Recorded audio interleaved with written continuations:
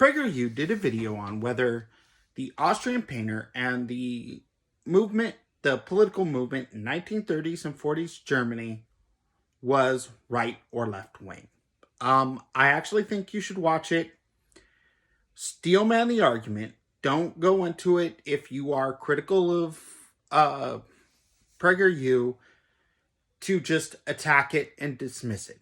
He actually does a good job of not necessarily trying to associate his political enemies with that movement. I cannot say that about every person that asks this question. As an academic curiosity, it may be worth discussing. As a matter of trying to connect political opponents to that party outside of very specific circumstances, it's a problem. The reality is, there's a segment of libertarians that find that the GOP and the right are better allies than the left.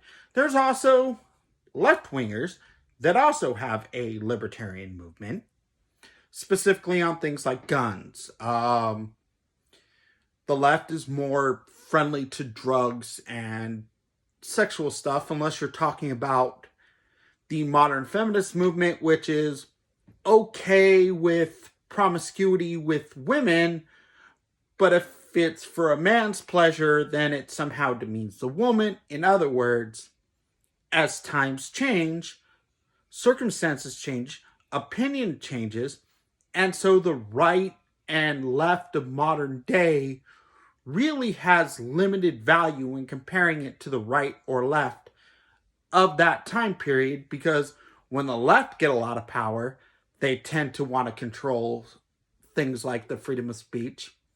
And we know the right has done it. The right has overstepped their authority.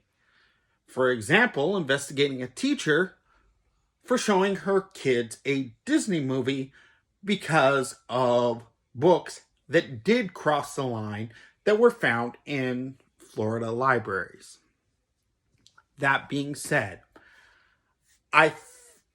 the question on whether that particular political movement in the 1930s and 1940s has a correlation with today can be disingenuous, and we should probably avoid it, even if we think there is a comparison to be made. We should make the case without invoking that particular thing, because you run the risk of being a straw man and people not listening to your point. Hence, Jenna Carano.